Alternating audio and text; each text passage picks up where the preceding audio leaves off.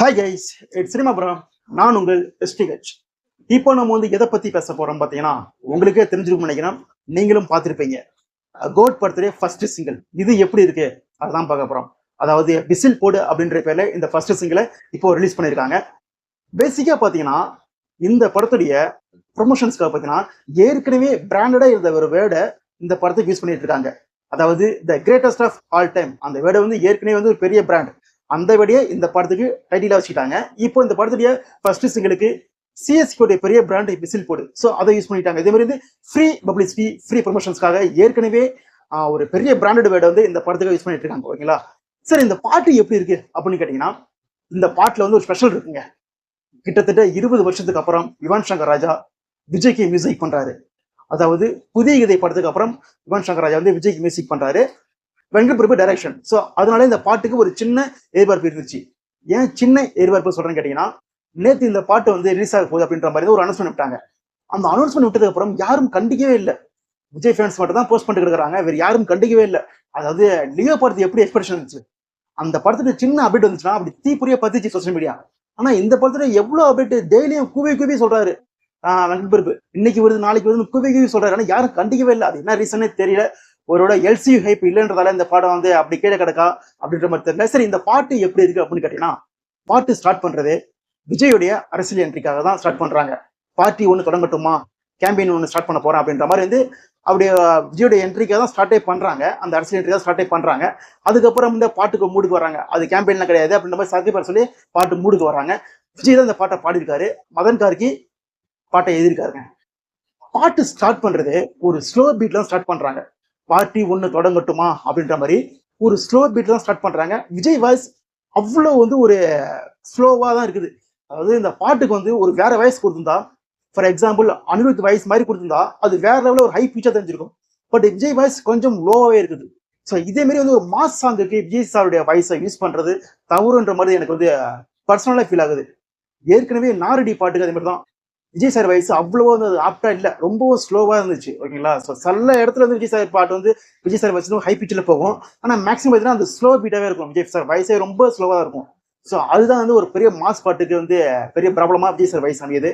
So அதே மாதிரி இந்த பாட்டுலையும் பார்த்தீங்கன்னா விஜய் சார் வயசு ரொம்பவே ரொம்ப லோவா இருக்குதுங்க. ஒரு அனிருத் பாட்டு விட்டு இருந்தா அது கொஞ்சம் ஹை பிச்சில் தெரிஞ்சிருக்கும். ஓகேங்களா?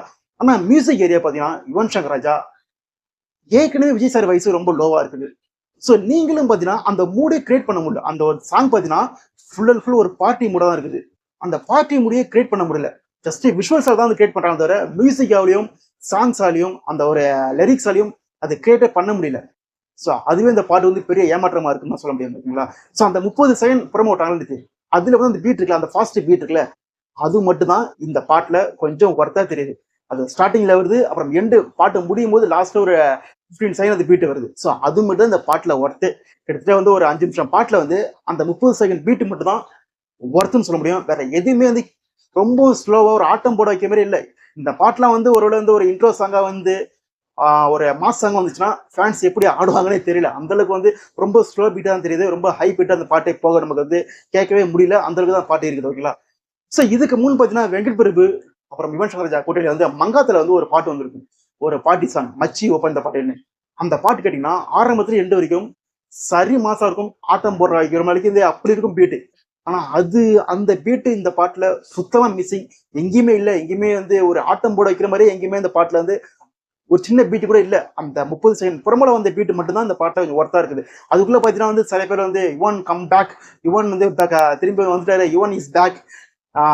அப்புறம் விஜய் அண்ட் யுவன் பெரிய மாஸ் பண்ணிட்டாங்க அப்படின்ற மாதிரி ஆக பேசிட்டு இருக்காங்க. ஆனா ஈவன் விஜய் ஃபேன்ஸே என் கூட சில விஜய் ஃபேன்ஸே பாட்டெல்லாம் கேட்டாங்க. ஸோ அவங்க கூட பாத்தீங்கன்னா என்ன ப்ரோ ரொம்ப யுவன் ஏமாத்திட்டு வரும் அப்படின்ற மாதிரி ஃபீல் சொல்றாங்க.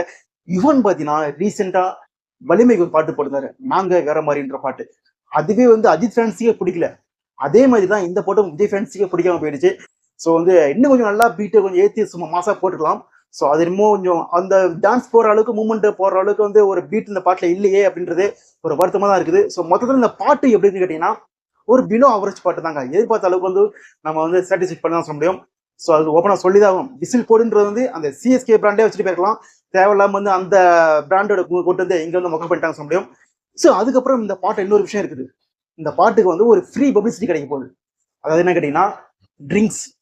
அதுதான் இந்த பாட்டுல வந்து பாத்தீங்கன்னா ஃபுல் அண்ட் ஃபுல் சரக்கு மட்டுமே இருக்குது. நீங்க வந்து பார்ட்டி சாங் சொல்லலாம், அதெல்லாம் ஓகே தான். ஆனா இவர் வந்து அரசியல் கட்சி ஆரம்பிச்சிட்டாரு, தமிழ்நாட்டை ஆள போறன்னு வராரு, எல்லாருக்கும் வந்து அட்வைஸ்லாம் சொன்னாரு, பசங்களுக்குலாம் அட்வைஸ்லாம் சொன்னாரு.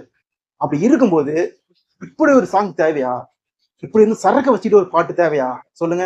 ஏற்கனவே வந்து நாரடி பாட்டுல வந்து அவ்வளவு பெரிய நைட்டிவிட்டி கிரியேட் ஆச்சு ஓகேங்களா? அவ்வளவு பெரிய பிரச்சனை ஆச்சு. அதுக்கு நீங்க வந்து மைக்கை பிடிச்சிட்டு இதான் சொன்னீங்க, கையில இருக்கிறது வந்து பேனா எடுத்துக்கங்க அப்படின்ற மாதிரி இதை வந்து மழுப்பில கதெல்லாம் சொன்னீங்க அந்த லியோ ஃபங்க்ஷன்ல. அதே மாதிரி இப்பவும் இந்த பாட்டுல ஃபுல் அண்ட் ஃபுல் சரக்கு வச்சிருந்தீங்கன்னா மக்களுக்கு உங்க மேலே எப்படி நம்பிக்கை வரும் சொல்லுங்க?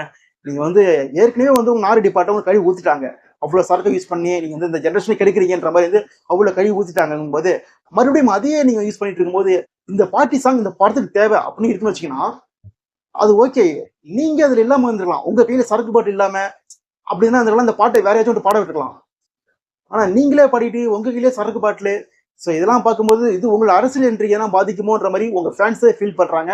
அது வந்து அப்பட்டமா தெரிஞ்சுது. ஸோ அதை கட் பண்ணலாம். அப்புறம் இந்த பாட்டுல வந்து ஒரு பெரிய ஒரு விஷயம், ஒரு பாசிட்டிவ் என்ன கேட்டீங்கன்னா, விஜய், பிரபுதேவா, பிரசாந்த் 3 பேரும் டான்ஸ் ஆடுறாங்க ஒரே ஃப்ரேம்ல. ஸோ அது பார்க்கறது நல்லா இருந்துச்சு.